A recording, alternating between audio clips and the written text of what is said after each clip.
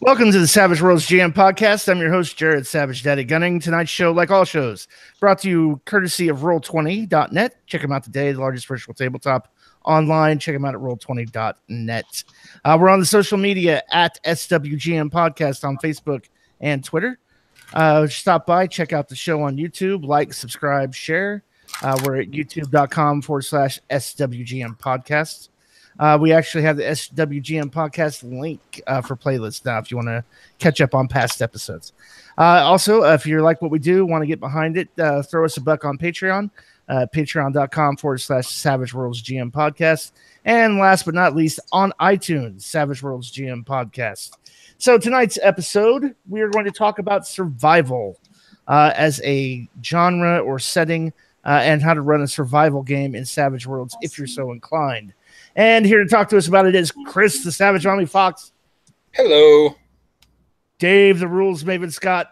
Greetings and salutations. Dustin, the Savage Zealot Smith. If I were the king of the forest, not a duke, not an earl.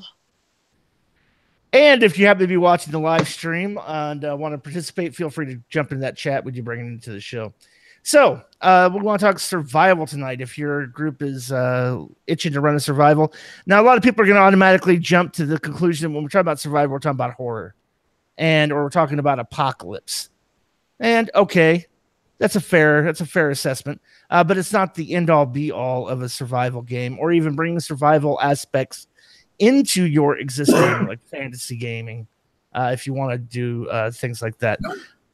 But we want to talk mostly, I think it comes down to just using all the Savage Worlds rules that everybody tends to hand wave in the name and of fast gameplay at the table, or hand wave in the name of we don't want to deal with encumbrance. It's too much record keeping. I think Jib has said it best in the past when he was talking about horror at the time. And it's that this is one of those topics where what we're talking about is not a genre unto itself, but instead this is the seasoning. This is the pepper, the salt that you sprinkle over your game. Because you could be playing in a medieval fantasy setting, you could be playing in a traditional urban sprawl cyberpunk, and survival can just come up. Because all of a sudden your characters are denied the normal things that you have on a day-to-day basis, whether that's access to a Walmart or quick, access to a physician, etc.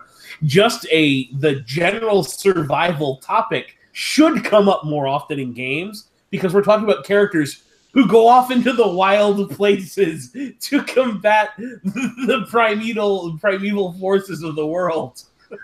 Well, how many fantasy games, for example, common fantasy games have a campfire setting or overland travel, from one kingdom to the next, and we just hand wave it because that's the boring bits.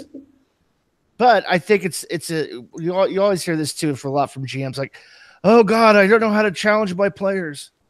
Well, don't challenge them through combat. Challenge them through, hey, did anybody bring enough food and water for not just us and the men, but the horses? How about the horses?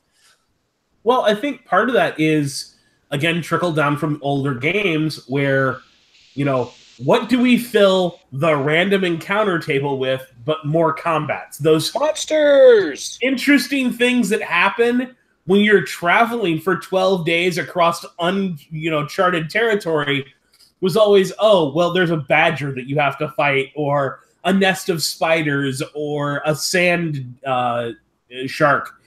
Instead, what about having to make vigor rolls against dehydration, or against the long march itself, the riding rolls to keep the animals going, having to make survival rolls to be able to feed your horses, much less the other player characters who may or may not have brought rations for themselves. Yeah, I was going to kind of say that. Make it you're battling the environment. Yep. Throw. It always seems like my thought too when we're talking about this is we've got that 12 days. The weather never changes in those 12 days. Why not throw in a thunderstorm? Why not throw in a hailstorm? Do some of these different things and make your players have to battle the environment just to mix it up. I mean, you know, a monster encounter now and then it's not a horrible thing, but mix it up a little bit and use those rules that are in the game to add variety. You know, and I can say I'm guilty of not doing that. I'm guilty of the hand waving just to get to, all right, so you travel for 12 days and you're there. And I guess you got to know your group too. Is your group going to want to do that? Is your group one of those groups that is okay with hand waving those 12 days and they just don't care? Then maybe you do it. Well, I'm also talking about this in the form of, let's say we're wanting to start a post-apocalyptic game. Whatever that means. It doesn't have to mean zombies necessarily. It can be, hey, all the electricity just inexplicably is gone out. And the main thrust of that campaign is finding out, well, wait, what happened to all the electricity? But in the meantime, you have no electricity. There was a TV show that had that premise. I don't remember the name of it. Revolution. Revolution. Okay, yeah. Mm-hmm. Yeah. And you know, and that was the whole premise of that. It wasn't this big apocalyptic thing. It was you know, what do you do without electricity? Because you take that shit for granted. Mm-hmm. Yeah, and here's the question: like, what happens when there's no electricity?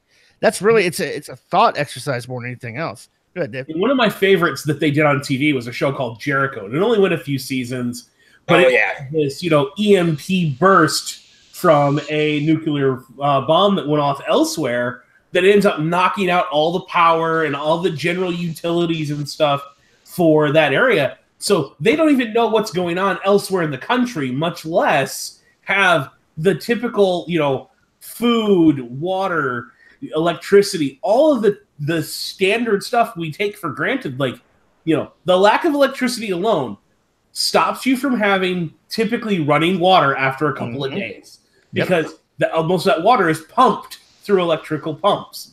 It also immediately gets rid of all refrigeration. I mean, that right there is huge. And then stop and think about this for a second. What happens at your house if you just walk over and turn the air conditioner off for an hour? Mm-hmm. It becomes miserable. You want to start killing people. Speaking about Jericho, there's an episode where they deal with toxic rain because the fallout gets up into the clouds and it's going to kill whoever is in the rainstorm. One character actually dies because he's caught in the rain. Mm-hmm. Yeah, and it doesn't. If you think about it, like, well, wait, that seems like punishing for players, but it could be an interesting way to challenge players. It's not with combat. You're challenging with the environment. Like, listen, you have to live in this environment as player characters and figure out what happened. It's kind of like a mystery thing, and then also too, you have to start thinking about, well, wait a minute, what does happen when electricity goes out? Society's going to start to break down. You might have different factions forming to try to take control over an area. The Civil War reenactment guys may go nuts and go, hey, we're claiming Gettysburg. We were out here doing a Civil War reenactment when the power went out, and we just went with it. We had all the tents and everything else, and now we're in control. We got muskets, bitch. Well, the irony of it is having muskets, they have a lower level of technology, so they don't have to have loaded shells. They can literally just use smoothbore. I know that sounds odd, but because it's a lower level of technology, they have the advantage at that point.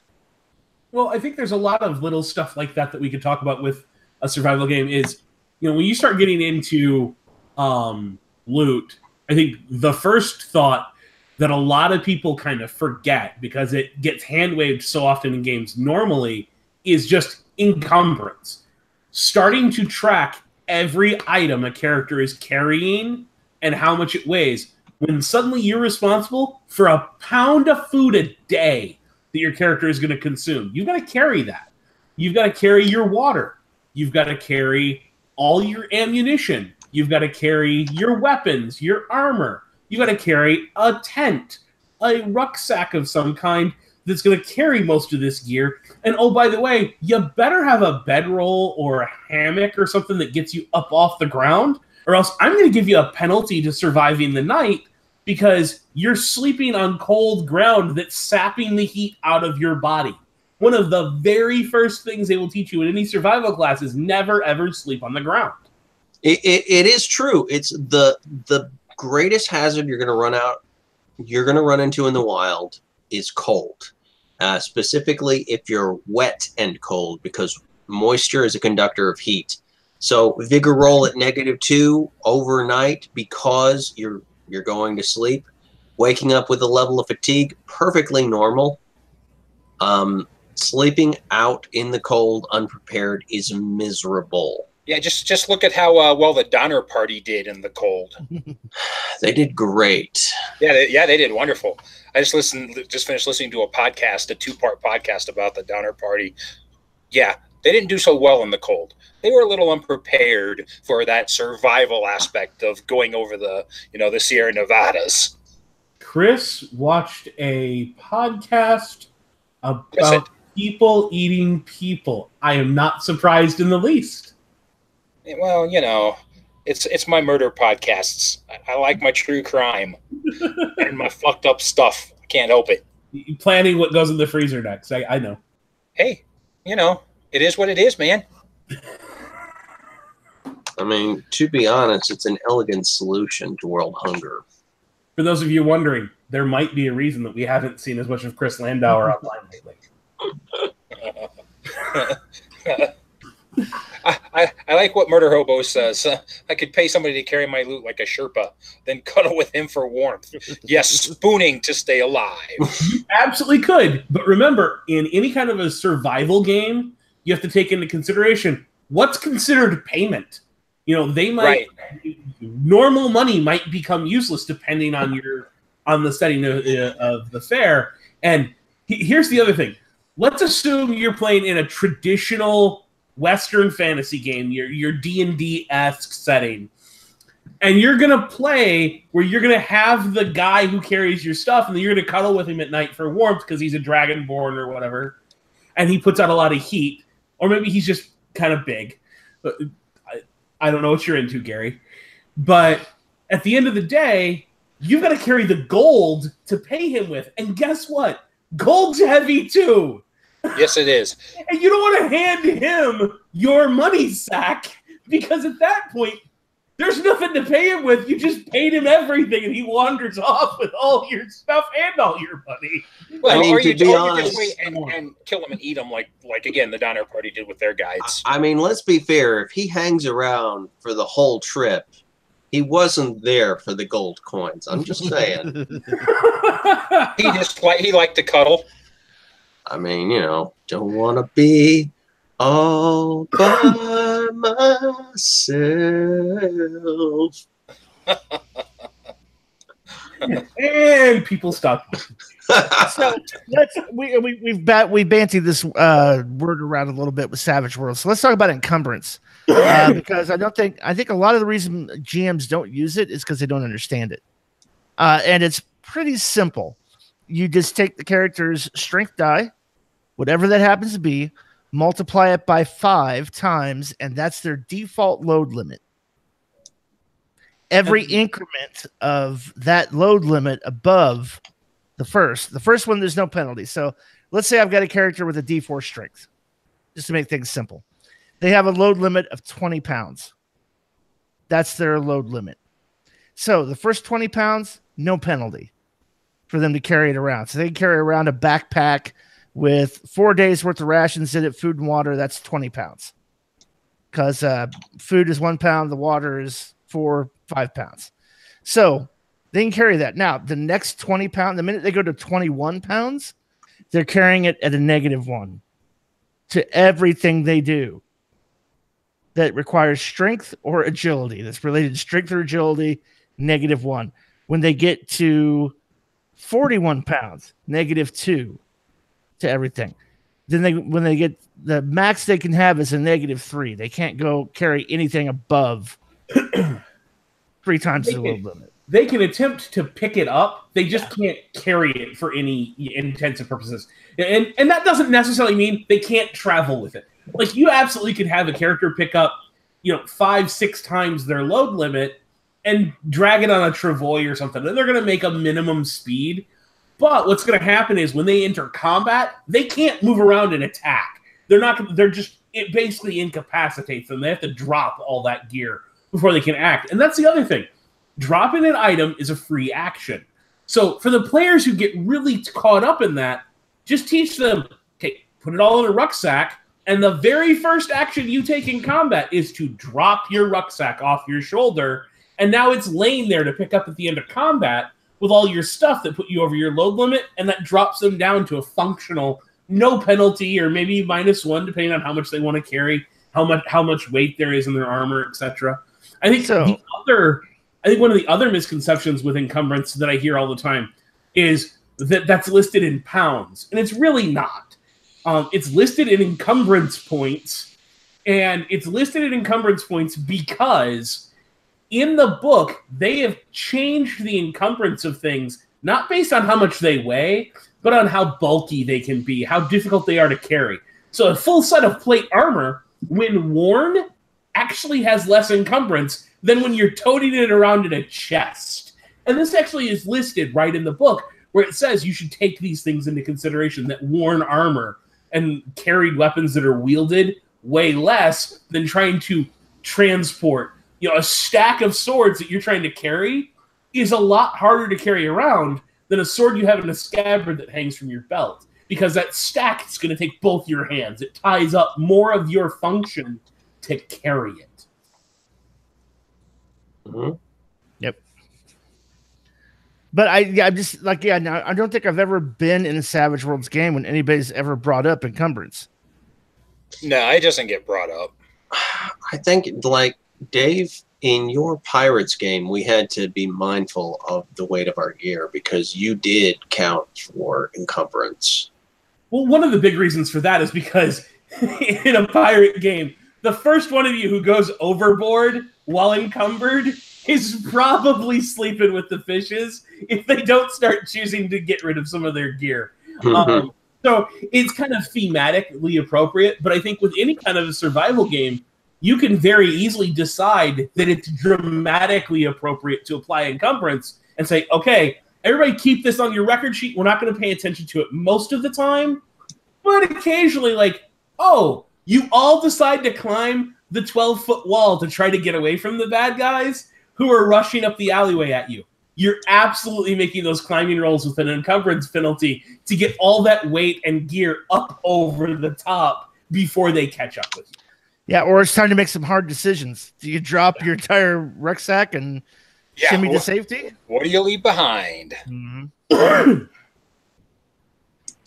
And I think, just like environmental hazards are wildly overlooked as something that should be incorporated in the survival setting. Just especially like radiation. If you take a look at the rules for radiation in Savage Worlds, oh my God. Radiation will kill you. Like, and if brutal. If it doesn't kill you, it will really mess up your day afterwards. And then you start thinking, if you're running a Mad Max type setting, especially like a post-apocalyptic nuclear, what about irradiated water?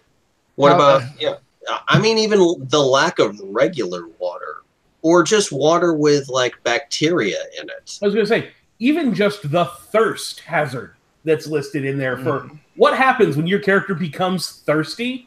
Like, you pass out and then you die. I mean, there's no ifs, ands, or buts about it. It's harsh.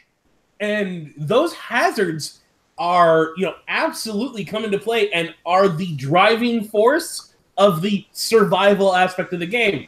Because your characters are trying to survive them. They're trying to overcome the hazards, whether it's carrying additional gear, which adds to the encumbrance, whether it's making survival and tracking rolls to hunt down game and to try to find shelter at night. Things like that become far more important. And honestly, again, these are places where a lot of players aren't spending points because we're not challenging them in these regards.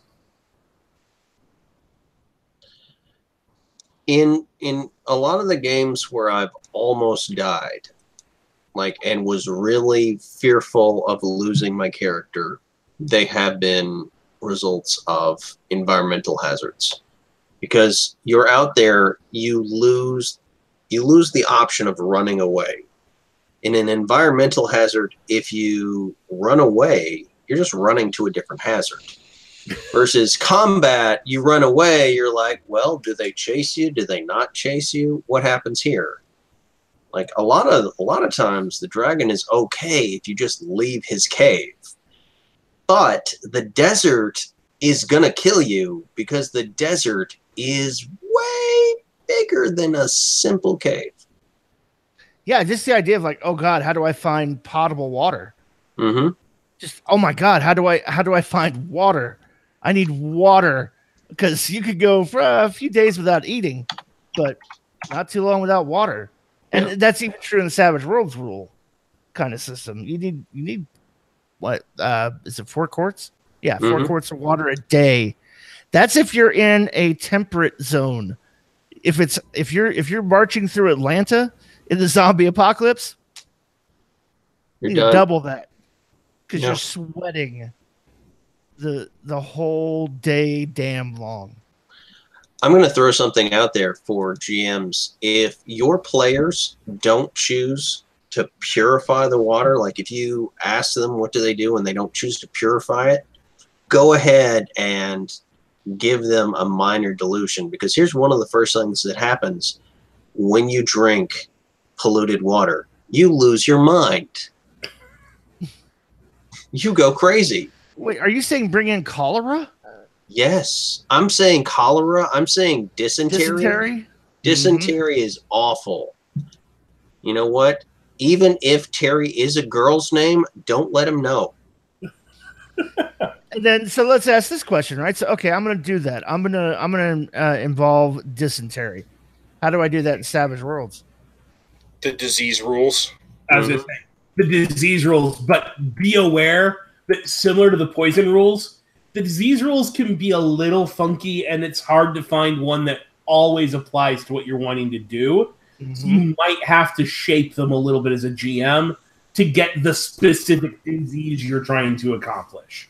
But they give some pretty decent kind of, here's the starter for, what is it, like there's non-terminal, short-term debilitating, long-term chronic, minorly debilitating.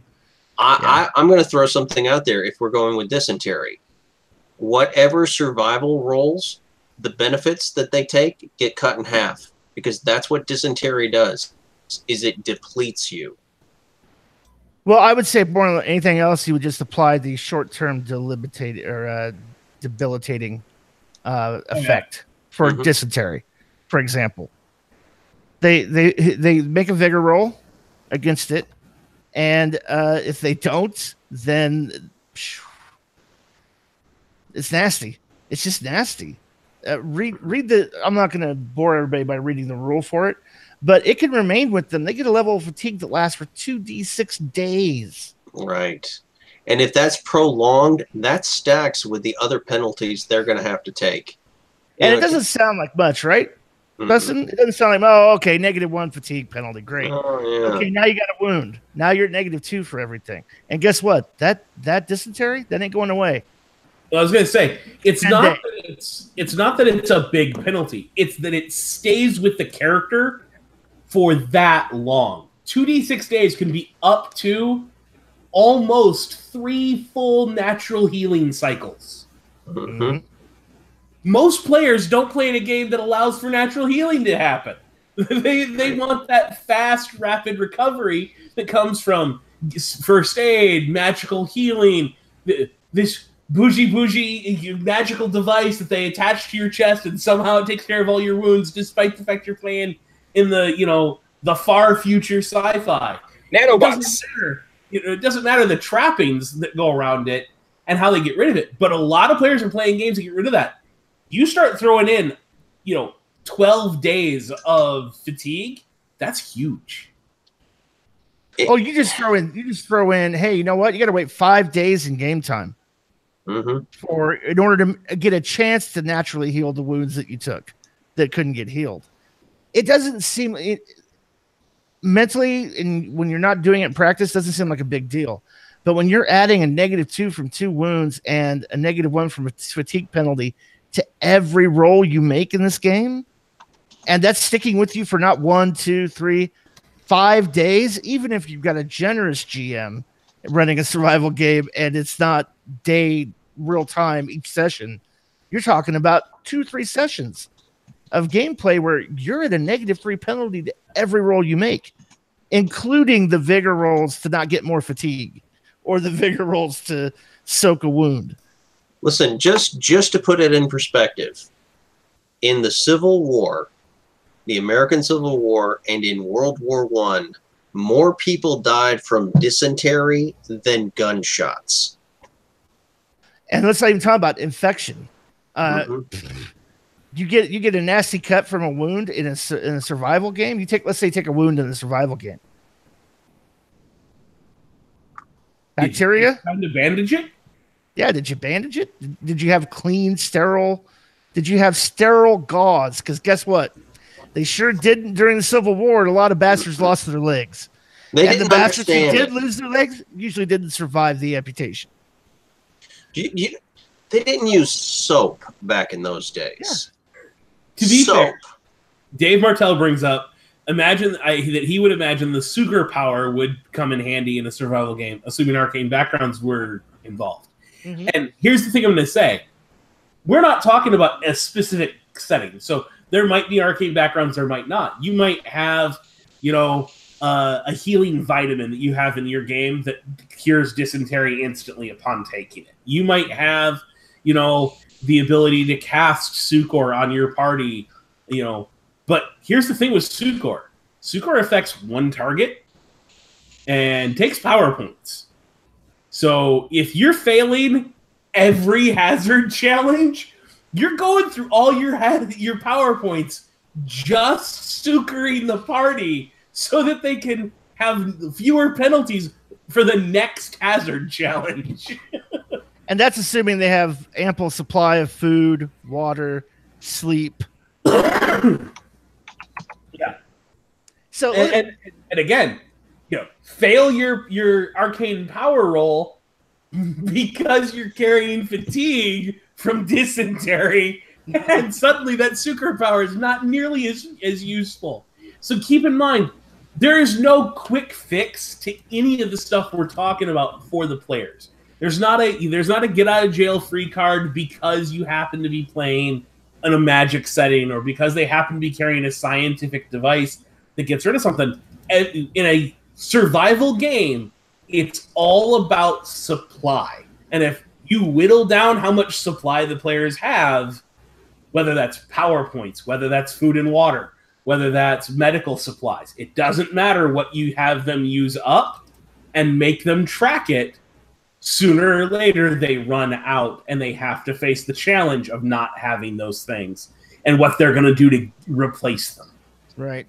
And then, so let's roll this out a little bit. We're not talking about anything that requires a special setting rule or special mechanic.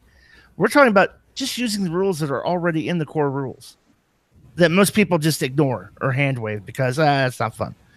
You can totally use those in a survival to add a survival flavor. If you want to use them sparingly, feel free. If you want to do an actual challenging survival game, then go ahead and do that. They may find, there may be rumors that, hey, oh my God, there's this treasure trove. There's a Walmart that has been untouched.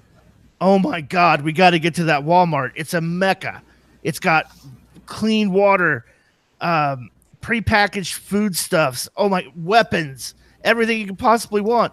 Oh, what's the problem? Oh, it's 20 miles away through harsh terrain. And when you get there, oh shit, there's packs of rabid dogs surrounding it. Oh, God damn it.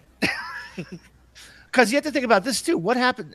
Wildlife in general, in a survival, in any kind of survival setting. There's critters out there that are just as hungry and desperate to survive as the player characters. So when you make camp for the night, anybody stay on watch? Do you have weapons? Do you only do the fire just to cook the food, then put it out? What happens if, bandits, you don't even have to have bandits or other human player characters. We were talking about this in the green room. What happens when a moose comes into your middle of your camp? It just rampages because it's a moose in the middle of your camp, and it was drawn by the light of the fire.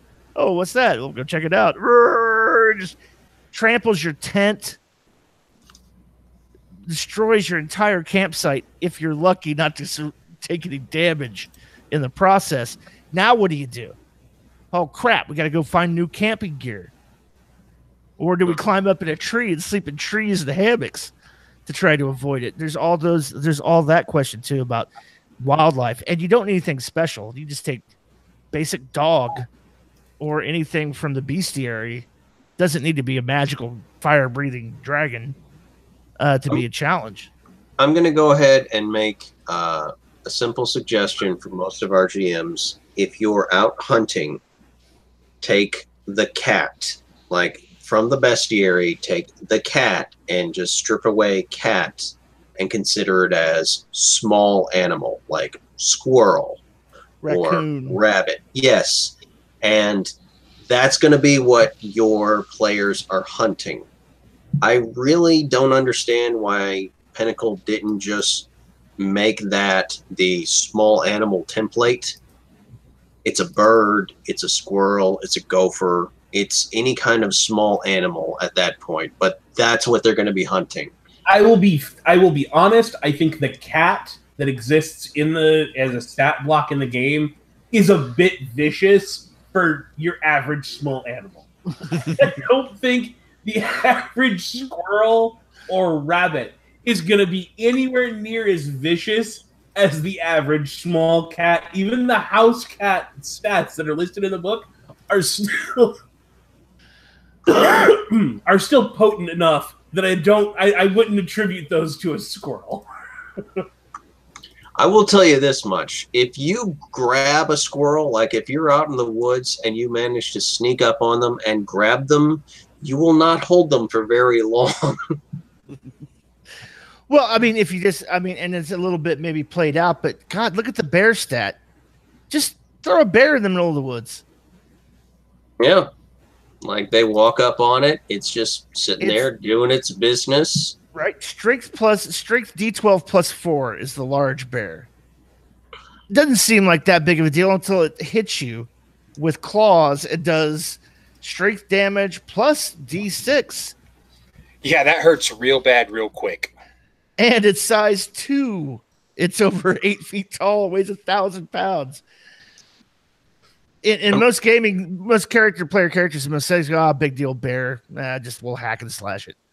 Not in a survival setting. It's like, oh shit, grab your shit and run. Run for the freaking hills. It's a bar. Run!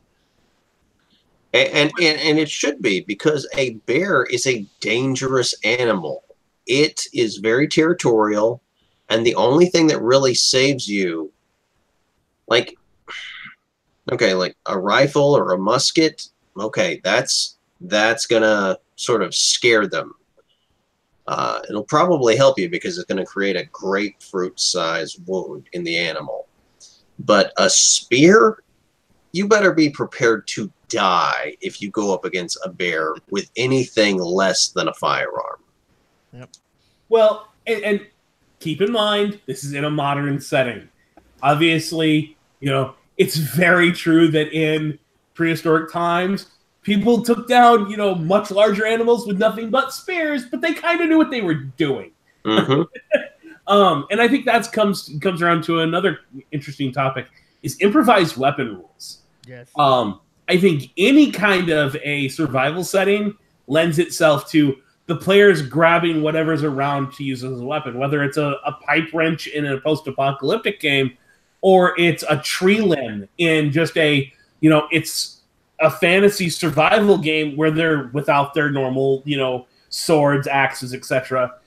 Picking up a tree limb and swinging it works as an improvised club, and it's a decent, medium-sized weapon, but at the same time, it's got a penalty to your parry just for using an improvised weapon, and then you're going up against a bear. Well, there's other things you should consider, too. The unarmed defender rule that most GMs do not play with at all. I always forget that one. It's a super simple rule too, right? If you're not holding a weapon in your attack, your parry is reduced by 2. So against somebody who's using a weapon. So you have to add in and your attacker is using a weapon. So if you have an unskilled fighting, right? Mm-hmm. That means you have a parry of 2, right? Yes. And if you're walking around unarmed and someone comes out with a knife, no parry? Pretty much. You got 0 shot. Ideally, technically, they could roll negatives if there's bad terrain. Mm-hmm. Penalties. But they also could roll a natural crit fail. Right. At which point they come to stab you. If they crit fail at that point, they trip. They have killed themselves. They are the best assassin on the market. Yeah, and then I would say, I mean, this is the kind of level dick GM I am. If we're in a survival game and they haven't eaten in days, I'm presenting them with a beehive. Yeah. Oh, there's this low-hanging beehive that you're sure is just stock full of honeycomb. You could live off that for days. Mm-hmm. And then the second they go for it, swarm. Yep. Swarm of bees, 2d6 and a medium burst template. Rah, rah, rah, rah, rah. The point that's being made is that there are a lot of aspects that we kind of forget about in the game. Like, say, the martial artist edge removes the unarmed defender penalty.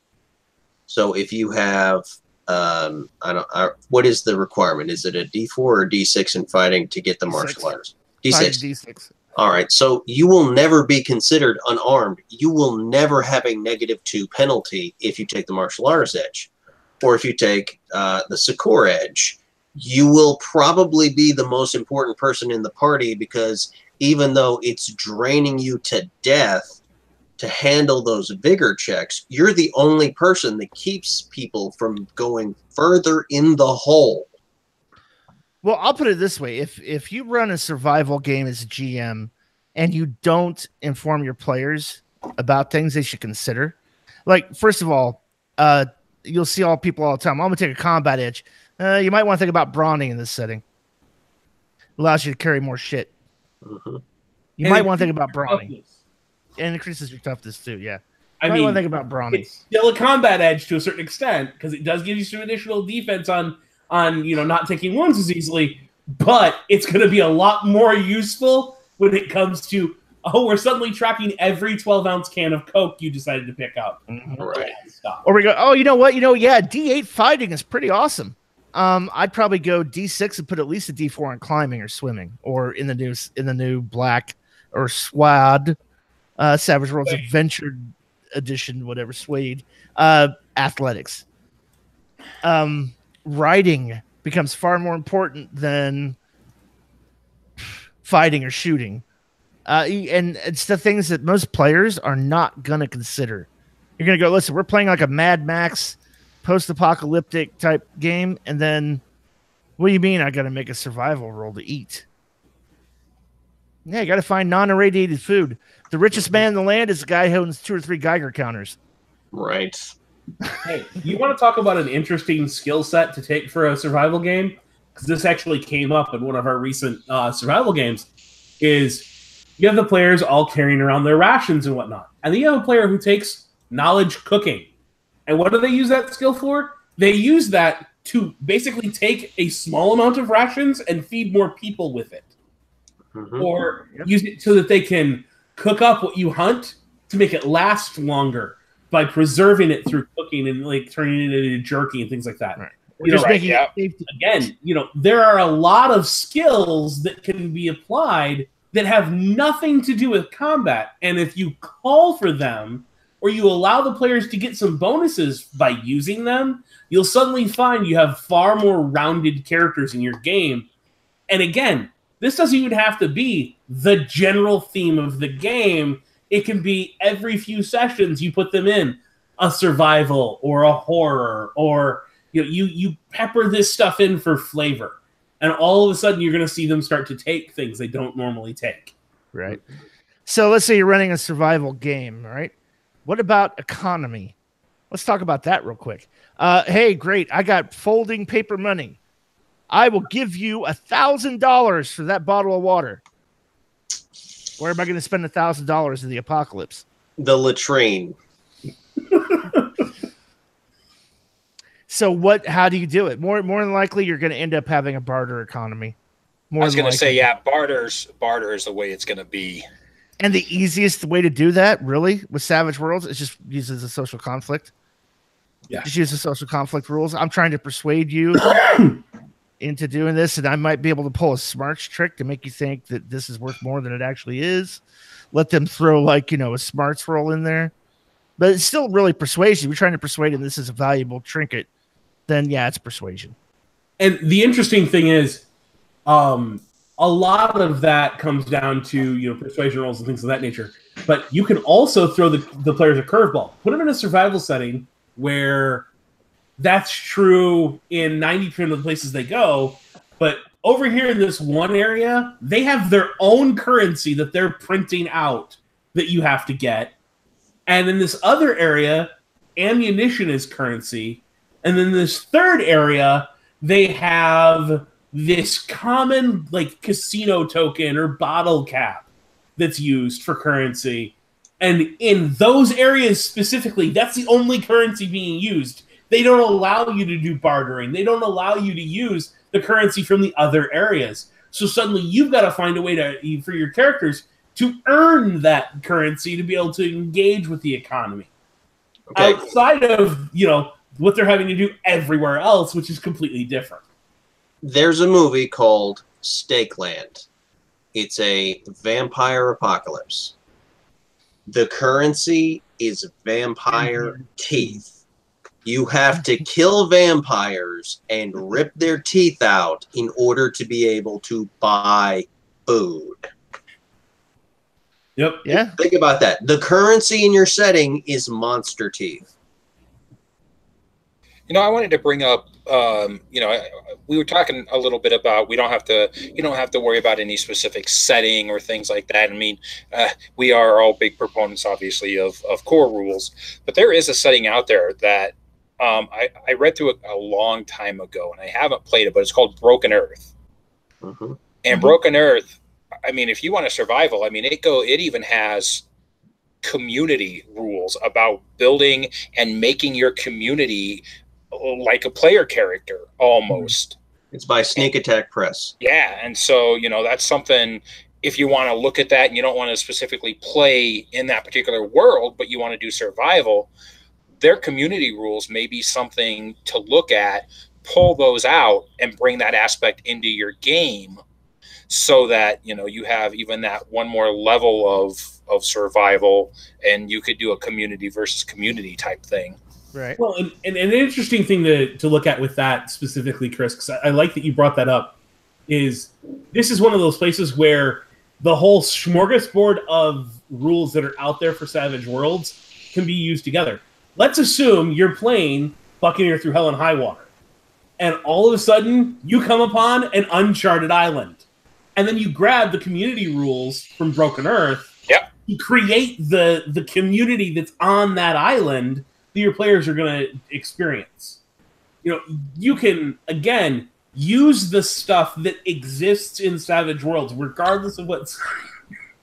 And I apologize, I'm recovering from a cold, as you can see. You can use the rules that exist, regardless of where they come from, to pepper this stuff in. So, again, let's assume Buccaneer Through Hell and High Water. You've got survival. You're on a ship. How much supply did you pack on your pirate ship before you headed off to that island? And you know what?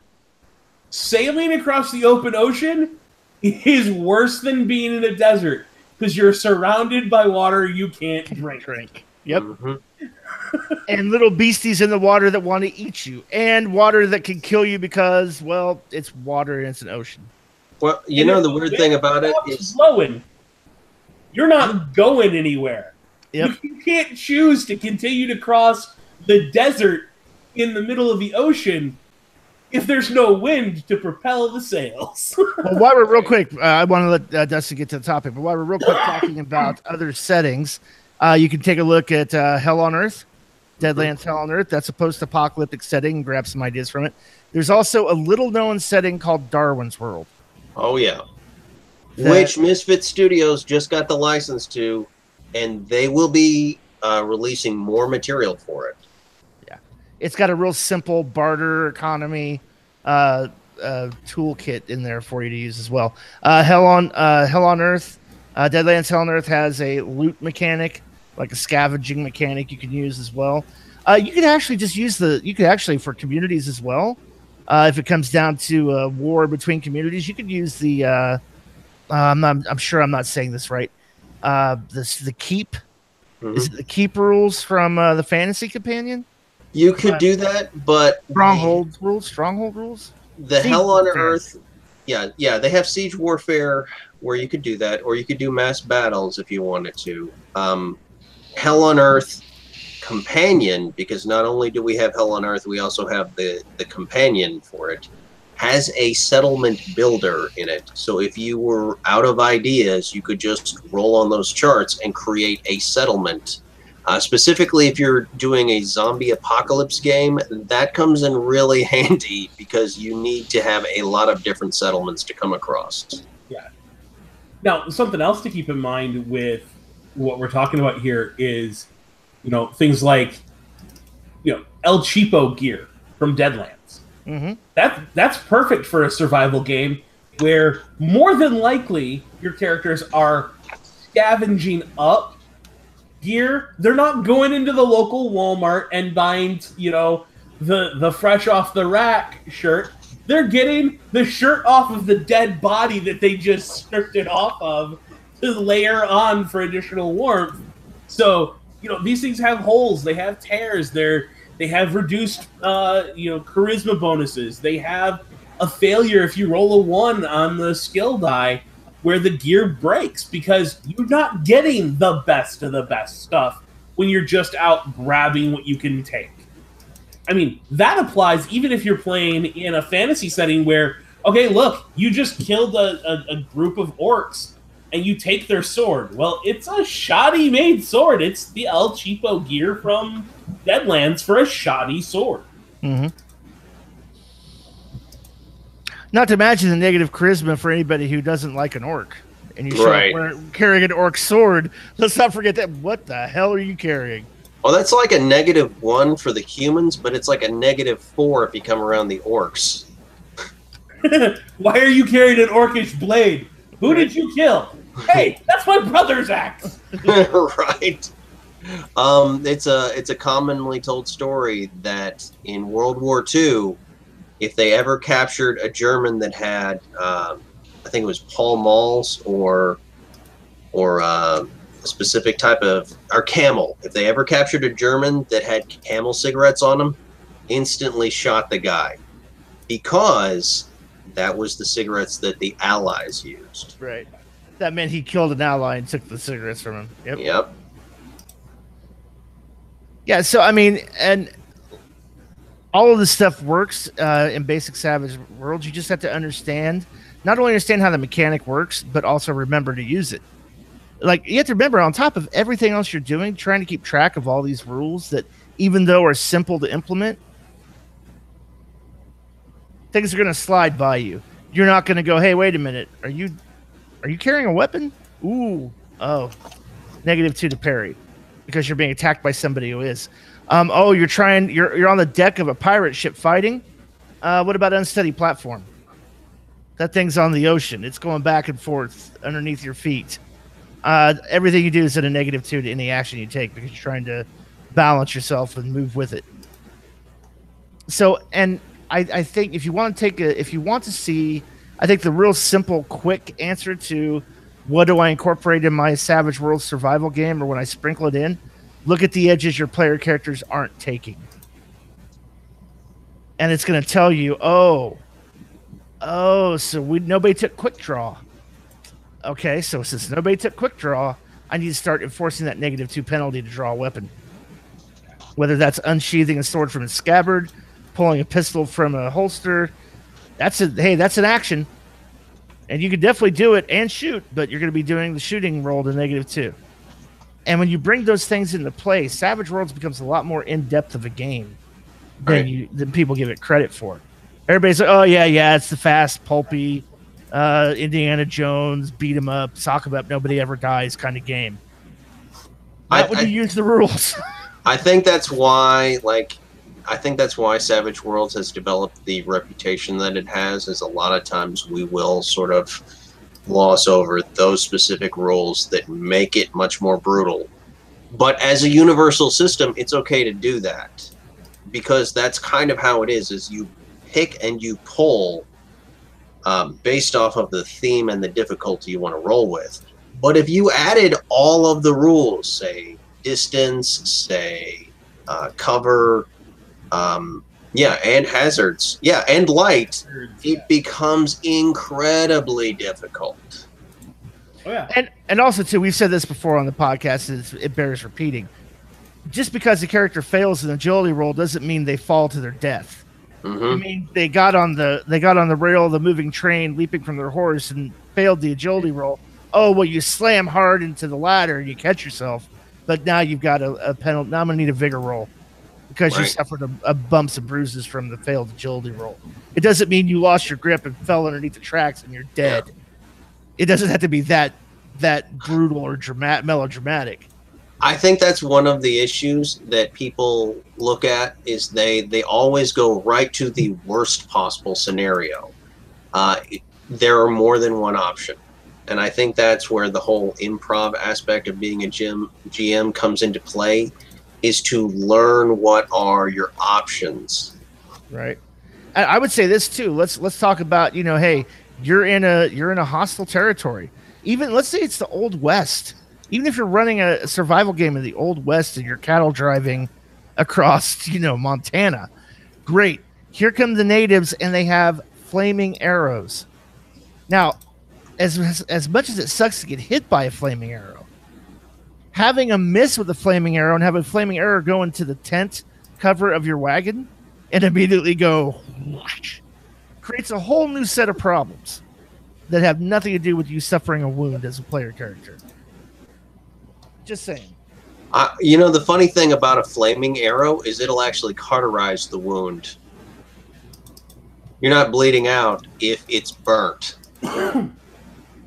Well, I think there's an aspect there that we have to keep in mind. And one is that with any game, you're going to run into the occasional moment where a lot of this survival stuff can be peppered in. The other aspect is going to be the places where you're going to need to challenge the players. And if you're not using these aspects of the game, you're going to find it a lot more difficult to do so. So things like, the Pass of Attrition in Lord of the Rings.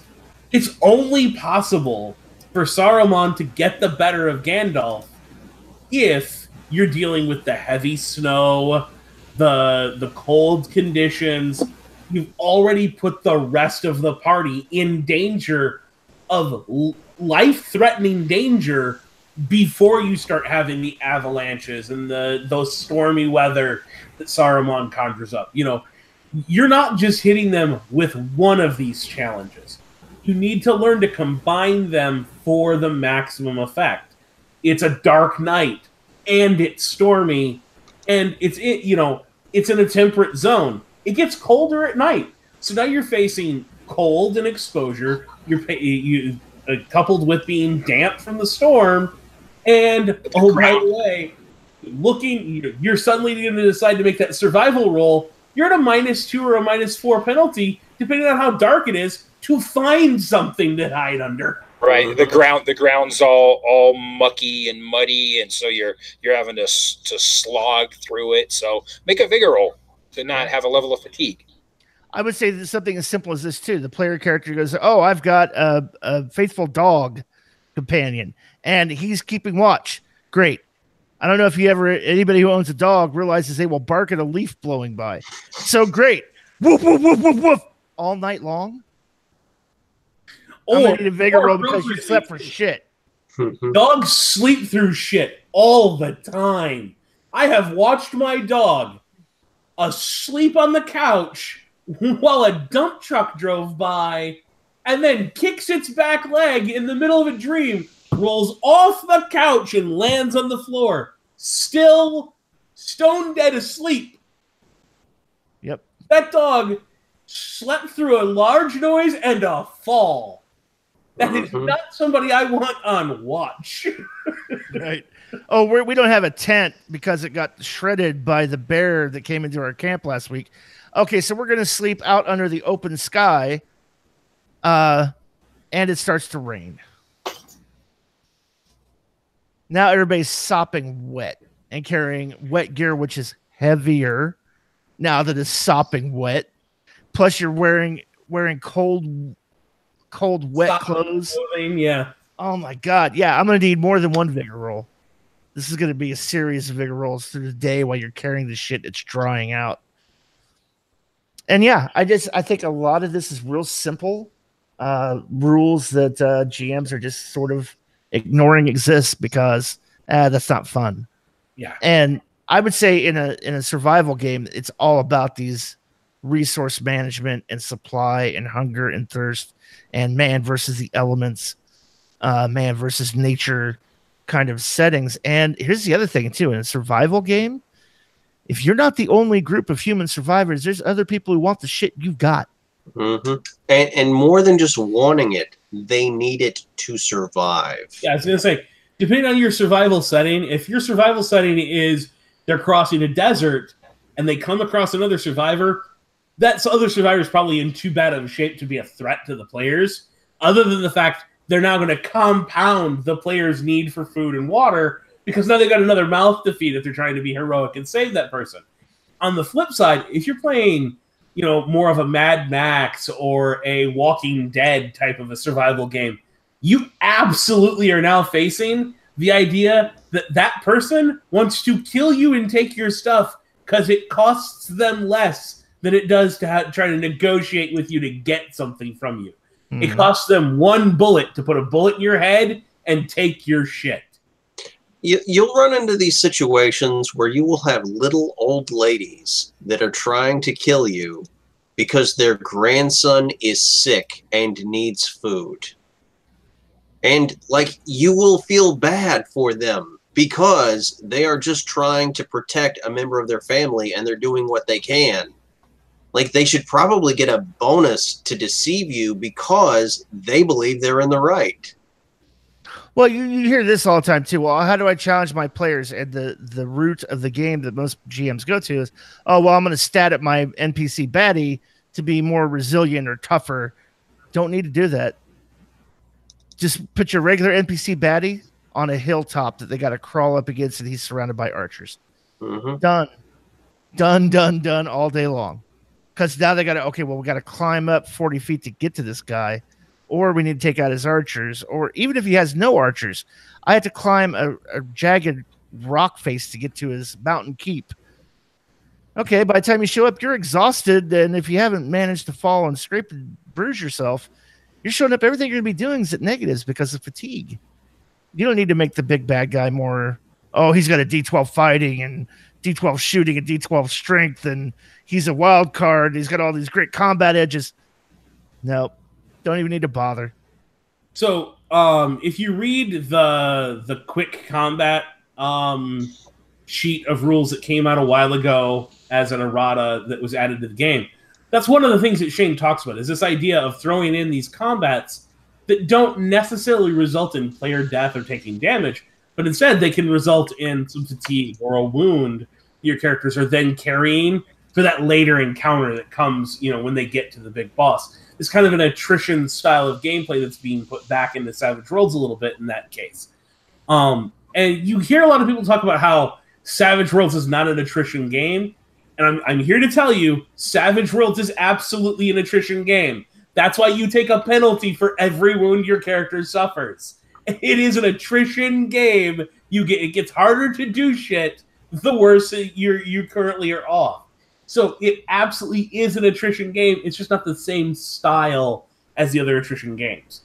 And I think that we get confused a little bit there, and a lot of us run it as a non-attrition game because we run it as every wound could be life-threatening. You know, every attack, whether it's a peon with a pitchfork or, you know, a demigod with a demon sword, doesn't matter. If they roll enough wounds, you still die. Right. But so Fat Cat Dead Rat puts in here, people claim it's pulpy and unrealistic until they take damage, then it's a death spiral. And I think that's where that dichotomy of the GM's doing something wrong, if either of those things feel true to the players. If your players feel like they can never recover, it's a true death spiral, then you're doing something wrong. You're not applying bonuses the character should get to healing rolls. You're not giving them ample opportunity to recover between encounters. You're not providing them the opportunity to deal with the problems you've put in front of them, and you're constantly hammering them to the point where, I mean, at some point you do run into this idea that you're over-challenging your player characters to the point that sooner or later they simply fail, not because they didn't have a chance, but because progressively over time, you've whittled them down to where they literally are doing everything at penalties constantly. Right. And, you know, you have to give them that relief moment, that catch a breath moment. Mm-hmm. At the other end, the whole pulpy thing is you're just not using all the rules. You're either giving out too many bennies, you're not putting penalties on their rolls. You know, there's a lot of things that as a GM you can do wrong that make Savage Worlds not fun.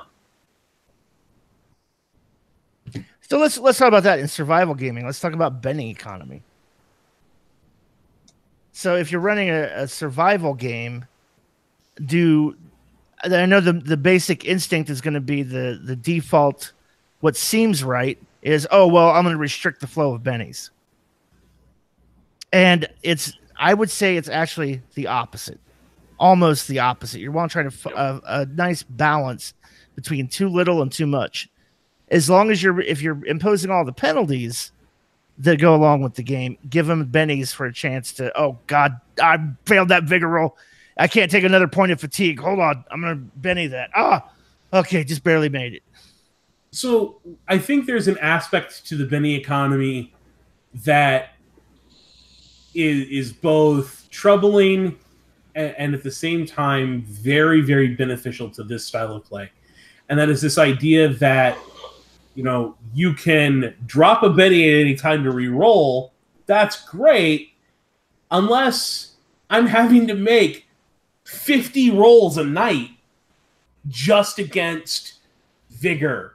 I mean, if the only die type I'm picking up is my vigor die, because, okay, first it's a vigor roll versus cold, then it's a vigor roll versus hunger, then it's a vigor roll versus thirst, then it's a vigor roll versus fatigue because I didn't get to sleep tonight. At some point, that starts to feel punishing, and that's not a fun place to spend the Benny. So there's that end of it. Right. The flip side is that it's a great thing when your character is carrying 2 levels of fatigue because they've been exposed to cold and they've been exposed to hunger. And then they drop that Benny that allows them to reroll, that lets them hit the big bad in the combat because they were able to overcome that penalty. Because that reroll really kind of saved their butt. Especially if they took something like the Elan Edge, where they're going to get that bonus specifically because of that Benny reroll. That's where this can get really, really interesting, is the bennies can be a fuel to still do cool things despite the penalties. But if you see your players are having to just cash Benny after Benny after Benny on just the hazards, tone back the hazards you're throwing at them. You're starting to throw too many. Yeah. I think it's this balance between how many penalties are you applying to rolls and how many bennies are you handing out at the same time. It's kind of a give and take, push and pull kind of system. But I don't think a lot of GMs think about when they start thinking about Benny economy. They're just looking at the penalties and applying them and not thinking about, well, crap. They have to make this roll to -6 and they got 1 Benny left. Maybe I haven't handed out enough bennies for, appropriate things, not just give them bennies for, oh, here's a benny, I feel sorry for you. But, with force them to play their hindrances is the other thing too. Bring the hindrances to bear. You don't see that enough in just general conversation about gaming in Savage Worlds, period. If it's, oh my God, if you take heroic in a survival setting, you are a sadist. You're just asking for it. Oh, I'm gonna take heroic and loyal. Oh, you dumb motherfucker! What are you doing? This is a survival setting. Don't do that. So, a couple things here from chat. First of all, I want to do a shout out because Pat's in chat, and he wants to ask what the hell's going on with the Gandalf beard there, Jared. I just stopped shaving at some point. Let's see how far we can take this. And then Dave Martell points out that in the core book, it doesn't give stats for medical supplies. It doesn't give a cost for things like that. It actually does, to a certain extent. The toolkit that's listed in Savage Worlds is ubiquitous. It's a first aid kit. It's an actual toolbox to carry around. The toolkit handles it. One of the best sets of rules I've seen in Savage Worlds for medical supplies actually comes out of Weird Wars Vietnam, where it's a points system that the players roll a die to see how many points worth of medical supplies it takes to heal a wound. And when they run out, they're out. And they have to then, when they stop into a base, they can resupply automatically. And it gives the personal kit has 4 supplies. The big kit has 10. The really big surgical kits carry 20 or something. It gives some different stats for stuff like that. That's a great piece of kit that you can very easily pull out for any of the Weird Wars games, I think.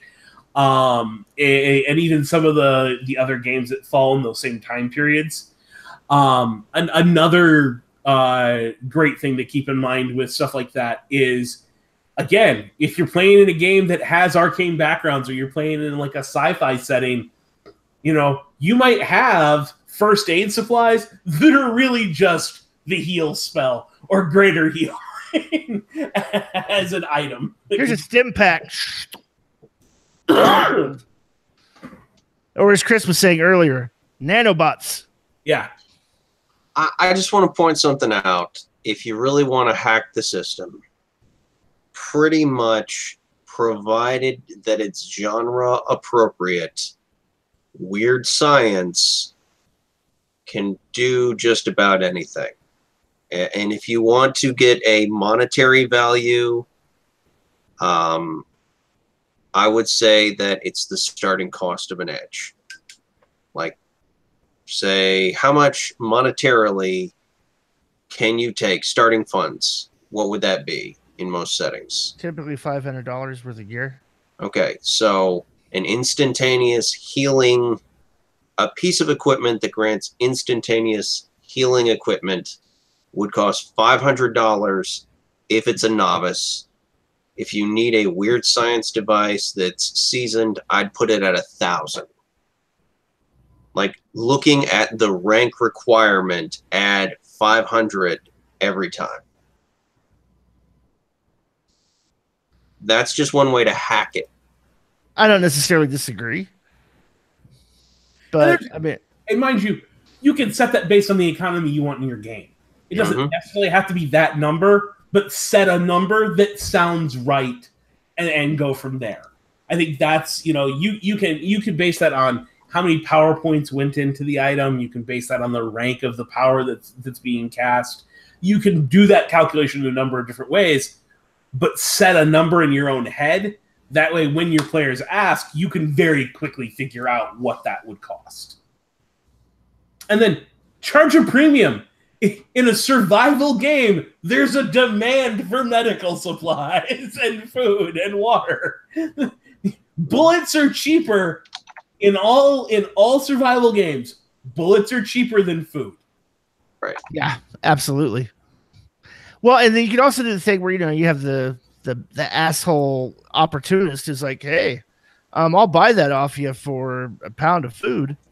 I had a pound of hardtack right here. You can have it. I'll take that shotgun. And then the same guy later goes, oh, the shotgun? Oh yeah, that goes for 18 pounds of food. Mm-hmm. What? You bought that off me for a pound? Hey, I'm trying to make I'm trying to make a living here. Or like you trade him the shotgun and he just shoots you and takes the food back. I mean, to be fair, anytime you're bartering weapons and ammunition, you should keep in mind sold separately. He was now holding a weapon or ammunition. Sold separately. Batteries, bullets not included. The guy who walks into the store to buy bullets and is holding the gun probably doesn't get to just buy bullets without putting the gun away first.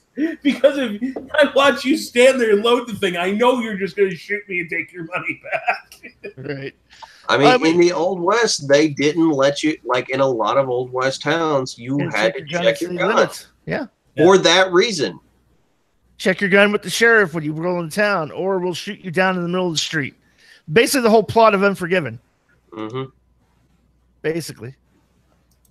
All right. So we have anything else in the chat we want to talk about real quick?